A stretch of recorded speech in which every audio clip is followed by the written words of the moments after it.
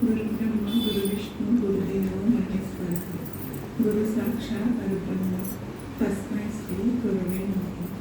श्री श्री भुवनाथ महर्षि गाరికి, శ్రీ శ్రీ మహాంకర్ బాబాజీ గారికి, శ్రీ శ్రీ పూజ్య శ్రీ ఆత్మమయ నందమయ్య అమ్మగారికి నా ఆత్మపూర్వక నమస్కారాలండి.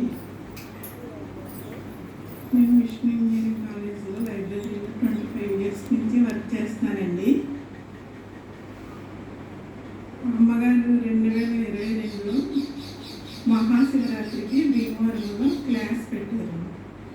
ఆ క్లాస్కి నేను అటెండ్ అయ్యాను. ఆ రోజు నుంచి ఈ రోజు వరకు నేను సుషుమ్నా అనే మెడిటేషన్ ఏ రోజు మానకుండా చేస్తున్నానండి.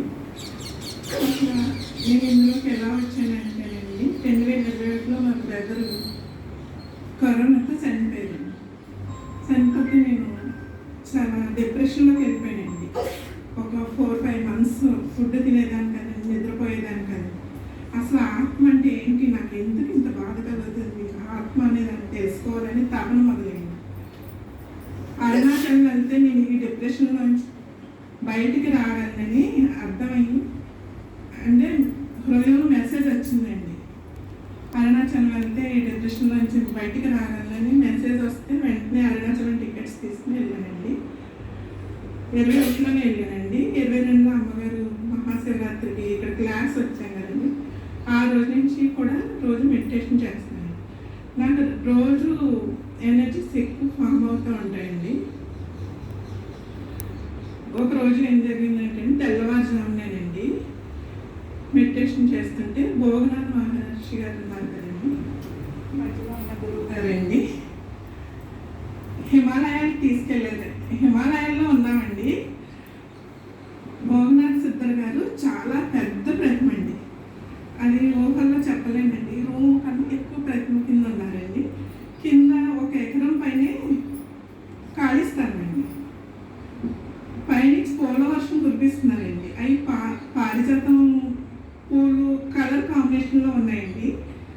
గురువుల చుట్టూరు ఎనర్జీస్ వెలుతురు ఎలా ఉందంటే, గురువుల చుట్టూరు ఎల్లుండి ఆరెంజ్ కలర్, దాన్ని ఎలా వర్ణించాలంటే అండి, 1000 సూర్యకాంతుల కాంతి అంటారు కదా, అలా గురువులు అంత తేజవంతంగా ఉండి నా వంక చూస్తూ నవ్వుతూ పూలవర్షం కురిపిస్తున్నారండి.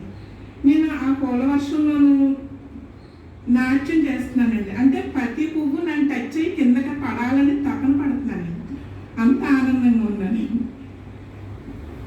తర్వాత నాకు రీసెంట్గా హెల్త్ ఇష్యూస్ వచ్చినాయండి. హెల్త్ ఇష్యూస్ అంటే విపరీతమైన బాడీ వచ్చేస్తుందండి. ఆయాసంగా ఉండేదండి. ఏ పని చేసుకోలేకపోయేదాన్ని. జాబ్ కూడా చేయలేనేమో, మానేద్దామన్నా అలా థాట్ వచ్చేసిందండి. రోజు గురువుల దగ్గరికి వచ్చి అడిగేదాన్నండి. అడిగేదానికంటే మాటలతో కాదండి, మౌనంగా ప్రేమతో చూసేదాన్ని. మాటలు కూడా చెప్పేదాన్ని కాదు కానీ అది విపరీతమైన సిచ్యువేషన్ అండి. ఏంటంటే జాబ్ మానేస్తే నాకు కష్టం, పిల్లలిద్దరు చదువు మధ్యలో ఉన్నారు.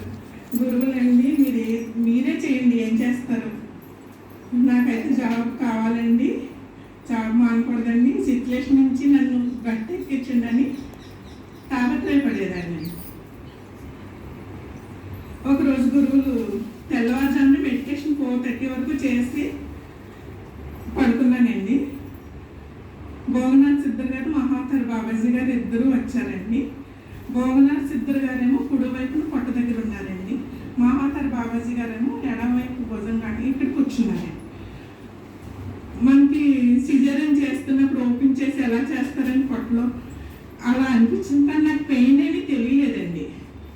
అలా ఒక 30 minutes వరకు ఇదంతా కళ ఏమిటని చూస్తున్నానండి. ఎరుపు తెలుస్తుంది, అంటే నేను ఉన్నానని తెలుస్తుంది. పొట్ట కోస్తున్నారు, పొట్ట క్లీన్ చేస్తున్నారు, ఇది కూడా అర్థమవుతుందండి.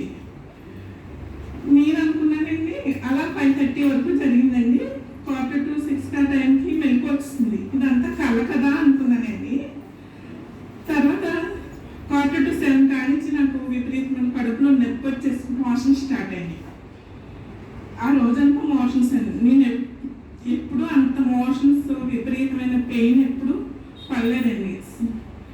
ఒక 10 పైనే అలా నొప్పి వచ్చేస్తే 2 డేస్ వరకు ఇబ్బంది పడ్డాను.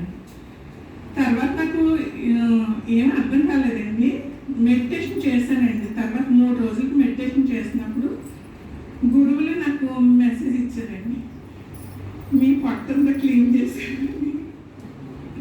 ఆ రోజు నుంచి ఈ రోజు వరకు కూడా అండి నేను ప్రతి పని చాలా యాక్టివ్గా, చాలా శ్రద్ధతో చేయగలుగుతున్నానండి.